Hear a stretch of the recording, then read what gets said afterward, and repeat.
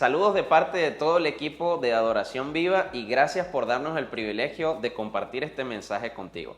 Ten fe y expectativa de lo que Dios va a hablar a tu vida en estos próximos minutos. No, pero para mí era la experiencia de ir a la iglesia. Era profundamente aburrida.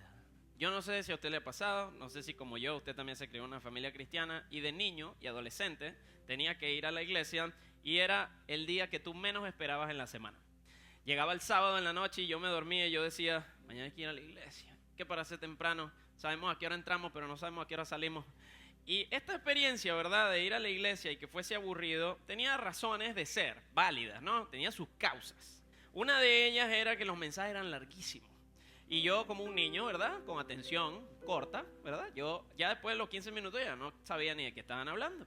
Los mensajes podían durar hora y media, podían durar el doble de lo que yo voy a hablar, que va a ser más o menos como hora y media, no mentira. Si viene por primera vez, tranquilo, no va a ser hora y media. La dinámica de la reunión a veces era muy tediosa. Tenía inicio, pero no tenía fin.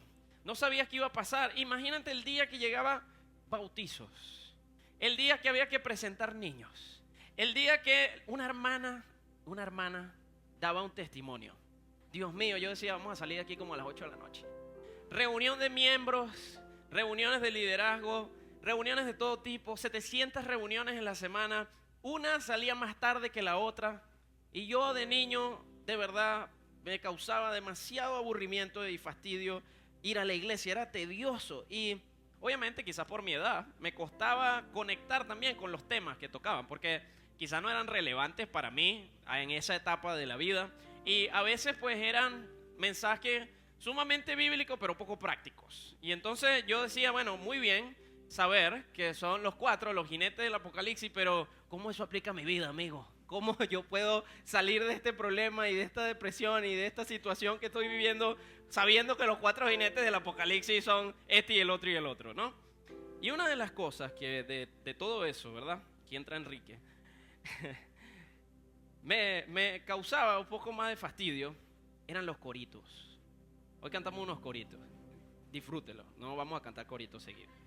O sea, las canciones se escribieron hace 50 años, se cantaron cuando se escribieron. Ya después hay otros ritmos, otras canciones, otras melodías, otros artistas. O sea, la gente puede hacer más música en la iglesia, ¿no? Vamos a ver cuánta gente evangélica hay aquí. Yo voy a cantar una canción, si usted se la sabe, usted me sigue, ¿ok? No es que tengo la voz de MacDiel, pero o sea, por lo menos algo ahí, ¿no? Vamos a ver. Cuán gloriosa será la mañana. Oye, no hay tanto evangélico aquí. Más gente nueva, oye, gloria a Dios, vale, que no hay tanto evangélico en esta broma. Qué bueno. No, los evangélicos genial, son mis hermanos, vamos todos al cielo, vamos a compartir la eternidad juntos. Pero ellos se saben más la canción, pues. En la mañana, obviamente todo el mundo se la sabía. Ay, Enrique, te salvaste. ¿Qué más? Yo le dije, Enrique, si tú me sigues, la cantamos completa. Pero no me sigue. Cuán gloriosa será la mañana, ¿sabes? Así como ese habían unos coritos, y yo recuerdo que tú llegabas y entonces a veces el banquito era como un banco así compartido, y adelante tenías otro banco y detrás de ese banco había un lugar donde se ponían las Biblias y los himnarios y los coritos, ¿no? Y entonces uno sacaba el corito y decía, ay, Dios mío, otra vez, cuán gloriosa será la mañana.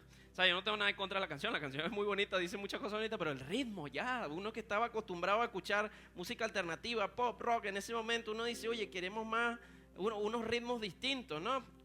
En fin, no conectaba con la iglesia a esa edad porque todo lo que se hacía en la iglesia era contrario a lo que un adolescente, niño en ese momento consideraba relevante. Y yo creo que muchas veces nos pasa eso cuando vamos a la iglesia. A las personas les sucede que su concepto de iglesia está muy atado a, es una reunión, es un momento religioso. De repente uno vaya, eso es una organización con un liderazgo, con unos programas, con unas estrategias, con una forma de hacer las cosas.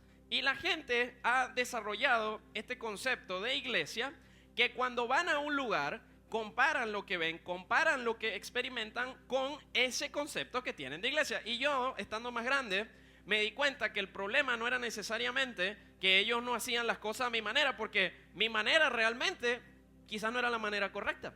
Mi concepto de iglesia también estaba mal. Entonces yo estaba comparando lo que yo veía y lo que se hacía en esas iglesias con mi concepto de iglesia.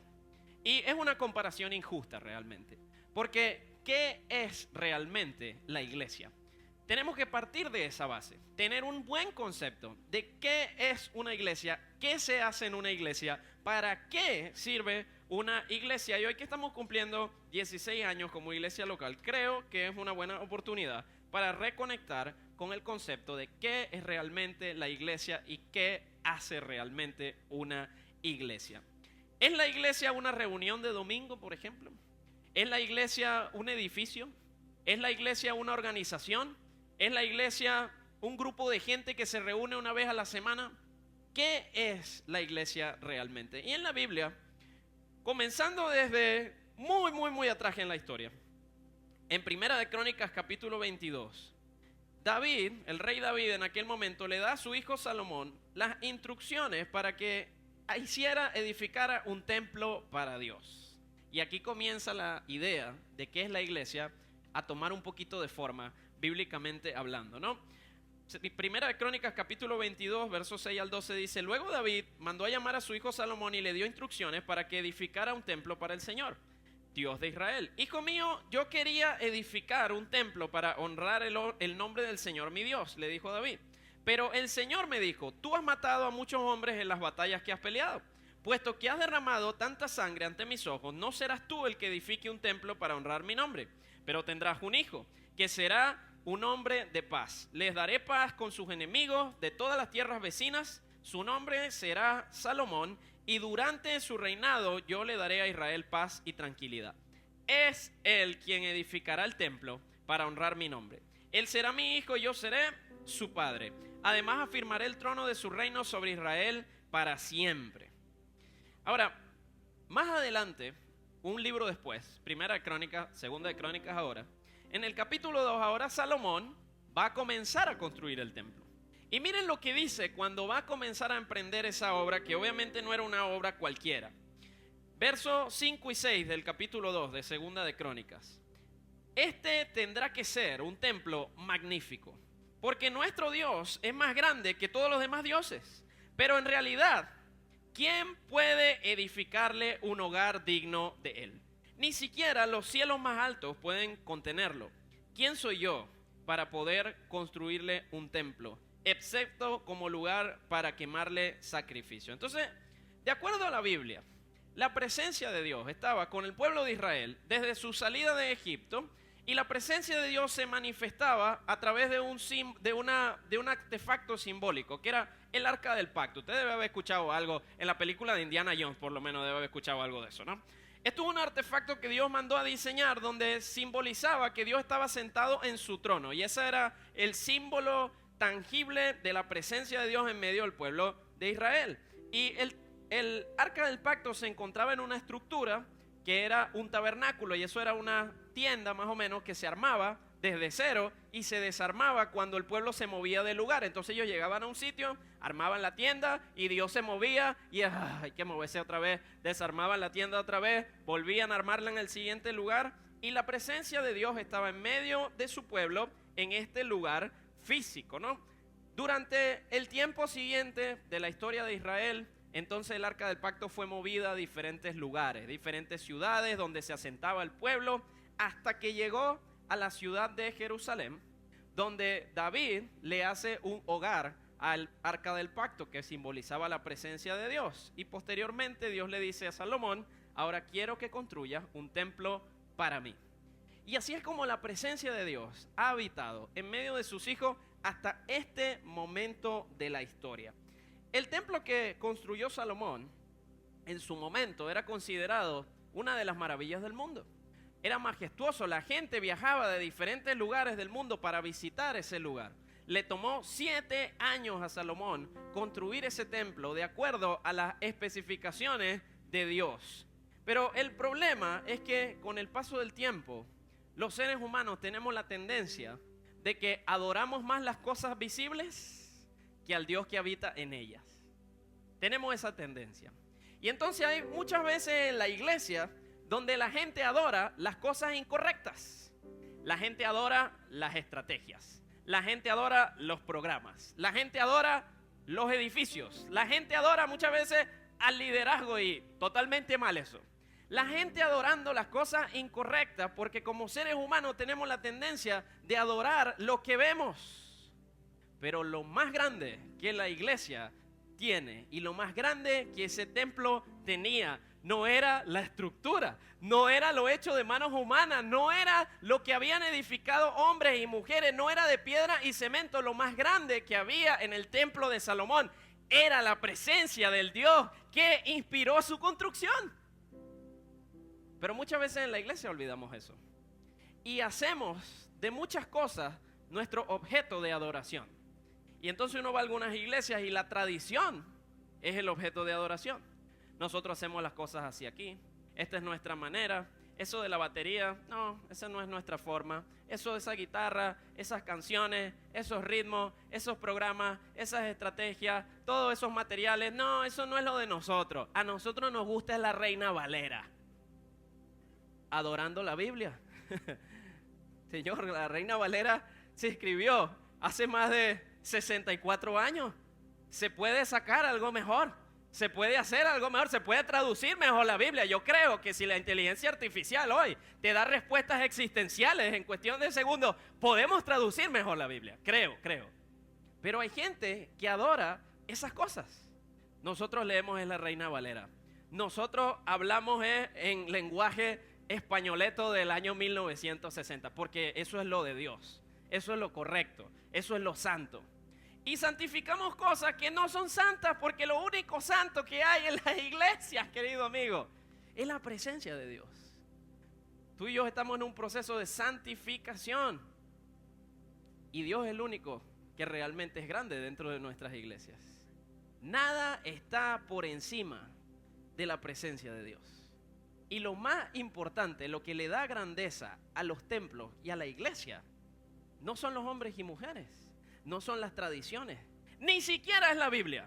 Lo que le da la grandeza a la iglesia de Dios es la presencia del Dios que inspiró su construcción. Y Él es el único que merece nuestra adoración. Todo lo demás es negociable. Podemos cambiar los métodos, podemos cambiar las estrategias, podemos cambiar las formas de hacer las cosas. La grandeza de la iglesia no está en nada que hayan hecho las manos humanas. La grandeza de la iglesia está en la presencia del Dios que habita en medio de ella. Y tú y yo tenemos que aprender a dejar a un lado un poco la adoración idólatra a las tradiciones. A dejar un poco a un lado la adoración a las cosas que fueron hechas por hombres. Porque muchas cosas en la iglesia son inventos de hombres. Y mucha gente pasa mucho tiempo adorando esas cosas. Y lo único que merece nuestra adoración es la presencia del Dios que inspiró en la construcción de esa iglesia. ¿Sabe? Entonces la iglesia no es, partamos desde ese punto, no es edificios. La iglesia no es una organización. La iglesia no es adoración viva. La iglesia no son estrategias, no son formas, no son métodos. La iglesia no es nada hecho por manos humanas. Partamos desde ese no es, para que podamos comenzar a llegar a qué sí realmente es la iglesia. Ahora, cuando Jesús muere en la cruz, el templo de Salomón todavía estaba en pie. Y en ese templo había un lugar llamado el lugar santísimo. Dentro de ese lugar santísimo, por un tiempo, estaba el arca del pacto, que simbolizaba la presencia de Dios. Pero en algún momento de la historia de Israel, de las guerras, de las invasiones, de la destrucción, se robaron el arca y hasta el sol de hoy nadie sabe dónde está. Y todo el mundo la anda buscando. ¿Qué importa? La gente no entiende que la presencia de Dios ya no está ahí. Ya vas a ver por qué. Y cuando Jesús muere en la cruz, el relato bíblico dice lo siguiente. Lucas capítulo 23, versos 44 y 46. Ya era alrededor del mediodía. La tierra se llenó de oscuridad hasta las 3 de la tarde. La luz del sol desapareció y de repente la cortina del santuario del templo se rasgó por la mitad. Después Jesús gritó: Padre, encomiendo mi espíritu en tus manos. Y con esas palabras dio su último suspiro porque había logrado el objetivo.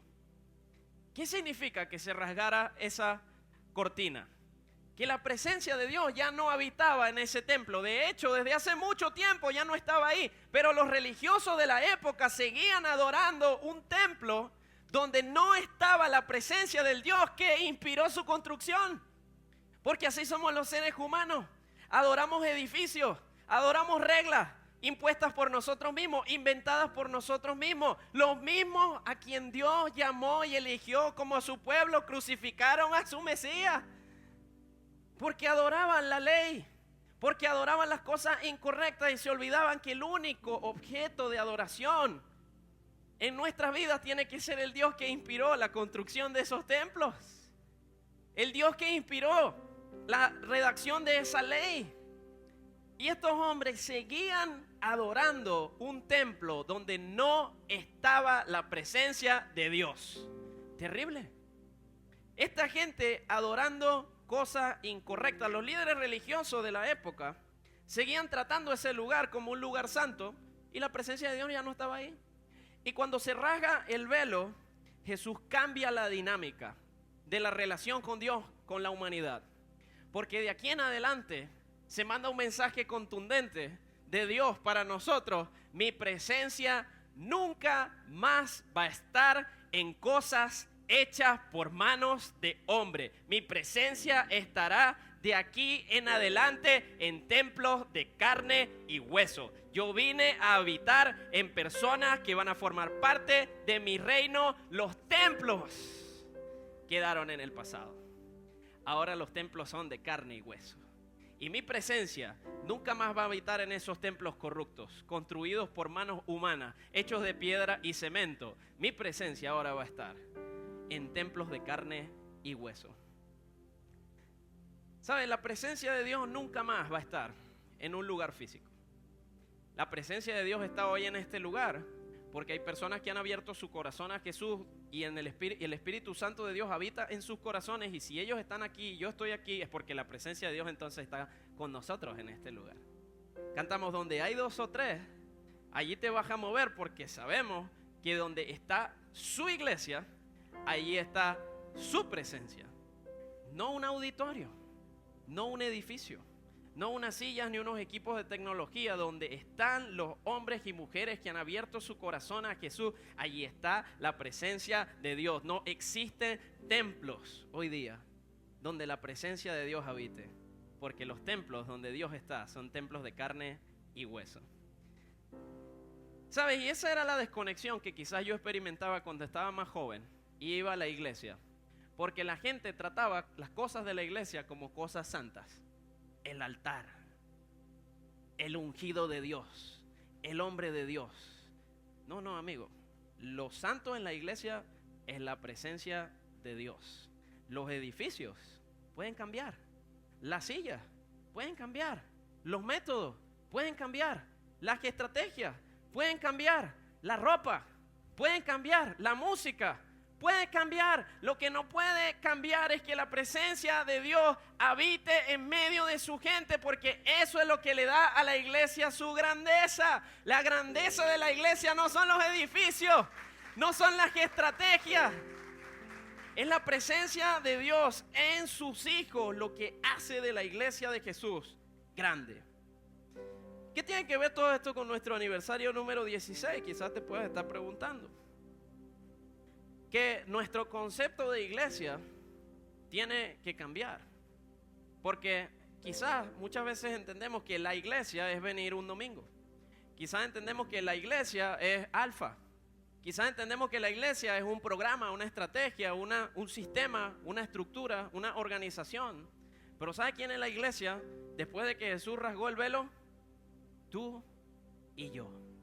Esa es la iglesia de Jesús. Templos de carne y hueso. ¿Y sabe dónde están esos templos? En todos lados. Antes las personas tenían que viajar por mucho tiempo desde su lugar de residencia hasta Jerusalén para poder adorar a Dios. Y tenían que hacer una travesía para poder conectar con la presencia de Dios, porque la presencia de Dios estaba en ese lugar. Pero hoy día, tú y yo, en cualquier lugar en el que estamos, en nuestro trabajo, con nuestra familia, con nuestros amigos, en toda la ciudad, somos templos de carne y hueso que acercan la presencia de Dios a personas que la necesitan. Esa es la iglesia. No los métodos, no la música, no las tradiciones, no los edificios. La iglesia de Cristo somos tú y yo. Templos de carne y hueso, imperfectos, profundamente imperfectos. Pero somos el lugar que Dios eligió para hacer de él su hogar. A Salomón le tomó 7 años construir un templo majestuoso que las personas anhelaban visitar por su belleza. ¿Qué dice eso de ti y de mí? Dios eligió tu vida, la mía, tu corazón, el mío, como su lugar de residencia. Por ende, querido amigo, hay grandeza en ti, hay majestuosidad en ti, hay belleza en ti, porque si Dios te eligió para que su presencia habitara en su vida, es porque por diseño tú tienes la grandeza necesaria para reflejar la grandeza de Dios. ¿Qué es la iglesia? La iglesia somos tú y yo, templos de carne y hueso que llevan la presencia de Dios a donde sea que estamos. Jesús no nos llamó a construir edificios.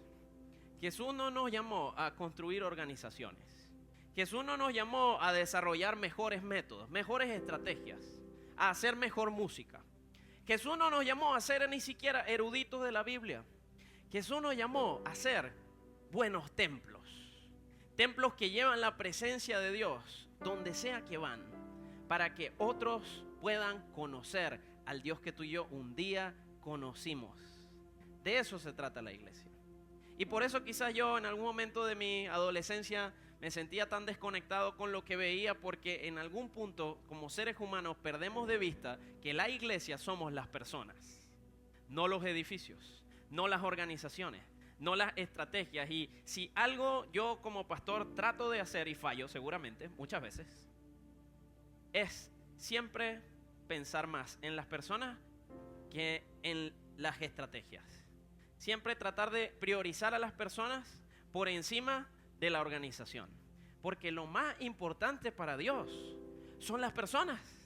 Lo más importante para Dios son los templos de carne y hueso que llevan su presencia. Por ende, para la iglesia, las personas tienen que ser la prioridad.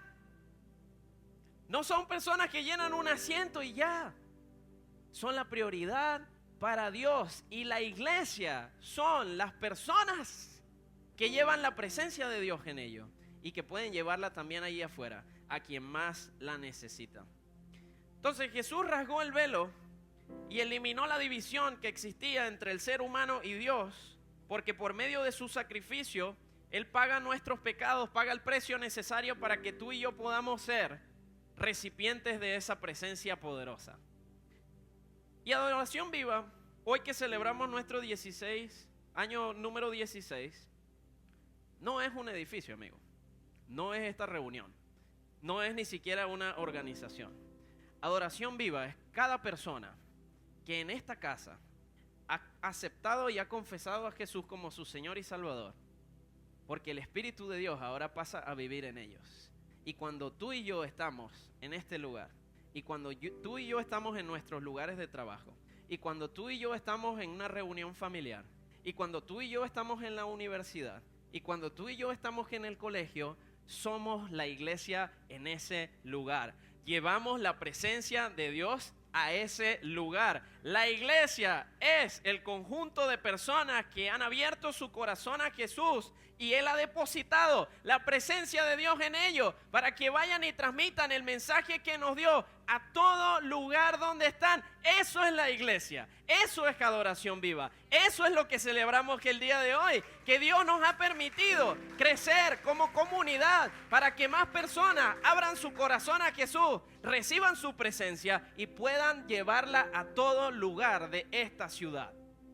Esa es la iglesia. Quizás el lugar, tú dices, decente el auditorio, buena silla, aire acondicionado, más o menos, cuando está full, menos. Bonito el programa, bonita la música, qué chévere es Alfa, todo muy bien, las estrategias excelentes, pero nada de eso es la iglesia. La iglesia somos tú y yo, porque donde tú y yo vamos, ahí está la presencia de Dios. Y cuando tú y yo nos reunimos para adorarlo, ahí está la presencia de Dios. Tú y yo somos templos de carne y hueso, y tú y yo juntos somos la iglesia. Ahora, Cuando Jesús viene a este mundo, Él reúne a 12 personas, ¿verdad? Y los hace sus discípulos. Y entre ese grupo estaba un hombre llamado Pedro. Mateo capítulo 16, verso 13 al 18, Jesús está con este grupo de personas y se acercan a una región llamada Cesarea de Filipo.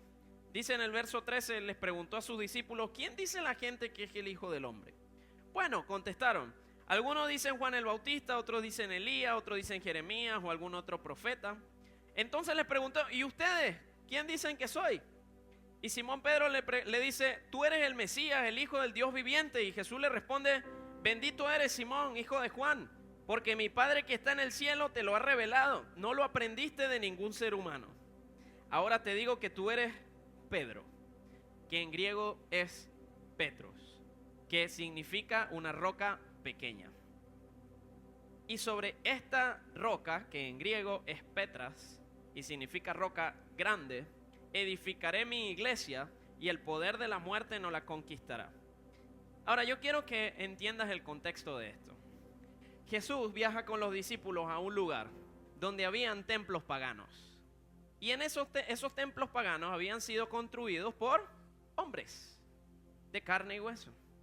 Y esos templos estaban hechos de piedra y cemento. Y esos templos adoraban a otros dioses. Y esos templos estaban construidos en una piedra muy grande. Y Jesús agarra a Pedro y le dice, ¿tú estás viendo esa piedra gigante que está ahí, que alberga esos templos?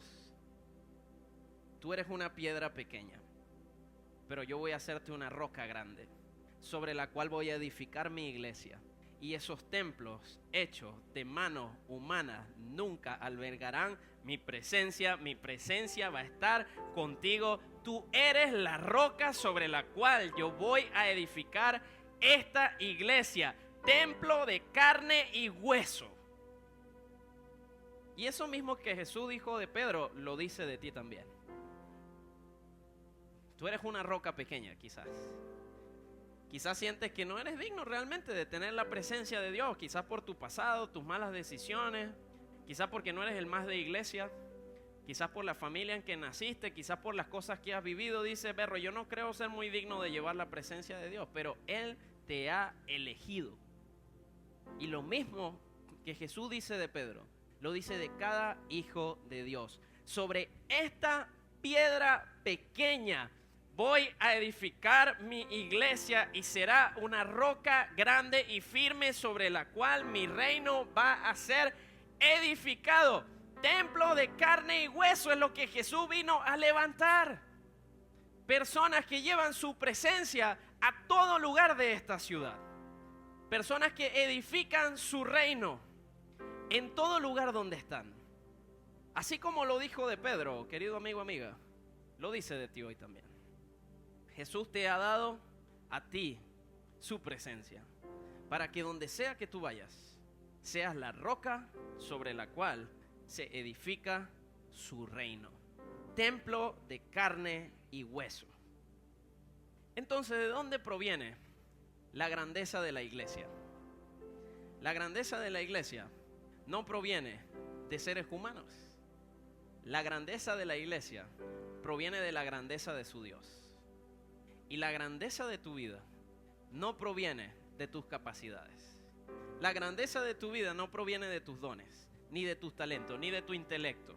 La grandeza de tu vida no está condicionada a las cosas que has vivido, a las malas decisiones que has tomado, a lo que has hecho, a tu pasado, a tu pecado. La grandeza de tu vida proviene de la grandeza de tu Dios. Y si tú le abres tu corazón a ese Dios grande que desea habitar en él, también vas a ver su grandeza en tu vida. Tu vida va a ser más grande de lo que tú eres hoy. Esa roca pequeña se va a convertir en una roca grande, no por tu intelecto, no por tus capacidades, por la grandeza del Dios que va a comenzar a habitar allí en el nombre de Jesús. Amigo, la grandeza de la iglesia no proviene de templos grandes, no proviene de lugares de reunión grandes. Una iglesia pequeña es igual de grande que una iglesia muy grande si la grandeza de Dios está en medio de ella y es su objeto de adoración. El tamaño de la iglesia no dice nada de su grandeza. La grandeza de la iglesia viene de la grandeza del Dios que habita en ella. de la grandeza del que inspiró su construcción, de la grandeza del que tomó a hombres y mujeres y los sacó de su vida anterior y los levantó y los rescató y los redimió y los transformó y los llamó y los eligió y los va a hacer sus hijos grandes, no porque tú seas muy bueno, sino porque el Dios que habita en ti es grande también. Ahora vuelvo a la pregunta de Salomón. ¿Quién le puede edificar un hogar digno para Dios? Y en Efesios capítulo 2, verso 10, Pablo nos da la respuesta. Pues somos la obra maestra de Dios. ¿Quién es el mejor templo y el más majestuoso y el más grande de todos? Papi, que está aquí. No, mentira. Usted es el templo más majestuoso y grande que Dios ha construido. Somos obras maestras de Dios. Él nos creó de nuevo en Cristo Jesús, a fin de que hagamos las cosas buenas que preparó para nosotros tiempo atrás. ¿Quién puede construirle una casa a Dios? ¿Sabe cuál es la respuesta? Nadie. ¿Y sabe qué hizo Dios?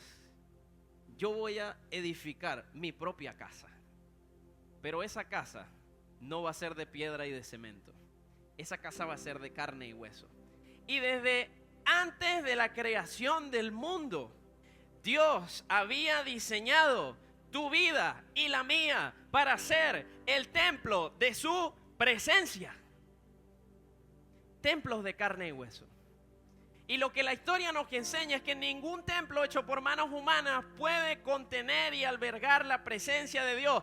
Pero nosotros somos su obra maestra y en nosotros vive su presencia. Eso tiene que hacerte sentir grande.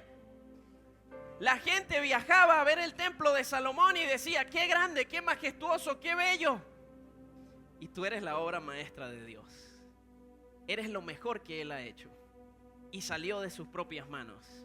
Y es en ti donde Él decidió depositar su presencia. Querido amigo, amiga, que nadie te diga que no mereces. Que nadie te diga que eres inferior. Que nadie te diga que no puedes. Que nadie te diga que no tienes lo necesario. Que nadie te diga nunca que la presencia de Dios es muy grande para habitar en tu vida rota y pecaminosa. Porque si el Dios creador de los cielos y la tierra decidió que tú eres el recipiente más digno que existe sobre la faz de la tierra para tener su presencia, eso me tiene que hacer sentir mejor. Eso tiene que mejorar mi ánimo. Eso me tiene que motivar. Sé que soy imperfecto, sé que tengo defectos, pero soy lo más majestuoso que Dios ha hecho y su presencia vive en mí. Y eso me hace un templo de carne y hueso. Bello, majestuoso, hermoso. Así como soy también físicamente. Amén. Mi esposa dijo amén. No dijo amén realmente. Oye, vale. La grandeza del templo no proviene de la tuya y la mía. No proviene de nuestras capacidades. No proviene de nuestro intelecto. La grandeza de este templo viene de la grandeza del Dios que habita en él. Y la grandeza de tu vida no proviene de tus capacidades ni de tu intelecto. La grandeza de tu vida proviene del Dios que habita en ella, querido amigo. Y eso tiene que hacerte sentir mejor. Si te has sentido fracasado, triste, deprimido, si la vida te ha llevado por delante últimamente, si has tomado malas decisiones que han tenido malas consecuencias, ábrele tu corazón a Dios y permite que entre la grandeza de su presencia y Él va a hacer de tu vida una vida grande. No va a ser por tu intelecto, no va a ser por tus capacidades, es por la grandeza de quien ahora habita en ti. La grandeza de Dios, cuando una persona pone su fe en Jesús, inunda el templo. ¿Y sabe de qué está lleno el mundo? De templos vacíos, hechos por manos de hombres, de piedra y cemento. Uno los ve por fuera y dice qué bonitos son, pero ahí no está la presencia de Dios. La presencia de Dios está en todos aquellos que abrimos nuestro corazón a Jesús, que entregamos nuestra vida a Él, y la presencia de Dios viene a habitar en estos templos de carne y hueso, y eso es la iglesia. Imperfecta. La Biblia dice que somos como vasijas de barro, con un tesoro increíble dentro de nosotros. Las vasijas de barro son frágiles, vulnerables, se rompen. las vasijas de barro pasan desapercibidas frente a una vasija un poquito más bonita. Quizás va a haber gente más bonita que tú. Quizás va a haber gente más capacitada que tú. Quizás va a haber gente más talentosa, con más destreza, con más dinero que tú. Pero la grandeza del templo no viene de tus capacidades, de lo que tienes, de dónde vienes, de tu familia, de tu crianza, de tu título universitario. La grandeza de un hijo de Dios viene del Dios que habita en su corazón. Esa es nuestra grandeza.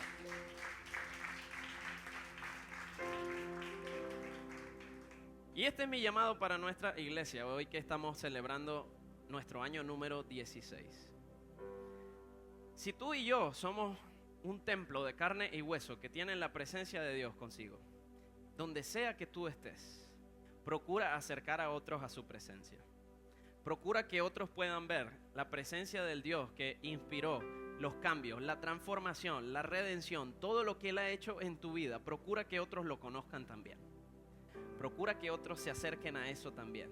Procura que otros puedan conectar con eso también, porque Dios puso su grandeza en ti para que otros puedan conocerla también. En tu lugar de trabajo, en tu universidad, en tu colegio, donde sea que estés, en tu familia, si eres el único que le ha abierto su corazón a Jesús, quiero animarte a que en este año número 17 que acaba de comenzar de nuestra iglesia, podamos ir a todo lugar donde tú y yo estamos a llevar la presencia del Dios que habita en este templo de carne y hueso. Porque de eso se trata la iglesia.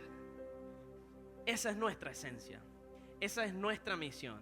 Ese es nuestro propósito. Lo que hace grande esta iglesia y cada iglesia local que funciona a lo largo del mundo es la presencia del Dios que habita en cada persona que hace de esa iglesia parte del reino de Dios.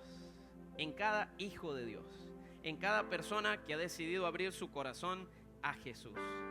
Lo que hoy celebramos no es un año más de una organización. No es un año más de que un edificio bonito, un centro comercial o un auditorio. Eso no es lo que estamos celebrando. Lo que estamos celebrando hoy es que un día se rasgó el velo.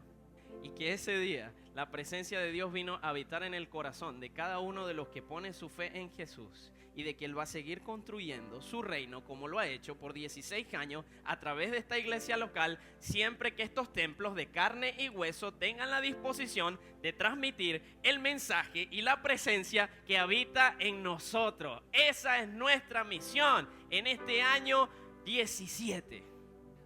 Que toda esta ciudad pueda conocer al Dios que tú y yo un día conocimos y que puedan experimentar su presencia como tú y yo lo hacemos el día de hoy. Esa es nuestra misión y tengo fe de que vamos a celebrar este año número 17, el año que viene con este auditorio repleto, o no sé si capaz sea en otro lugar. Yo no sé qué Dios va a hacer, pero tengo expectativa de que va a ser mejor de lo que ha hecho hasta ahora, porque la grandeza de esta iglesia no depende de un país, no depende de una economía, no depende de nada de eso, depende de la grandeza del Dios que habita en él, y nuestro Dios es un Dios grande.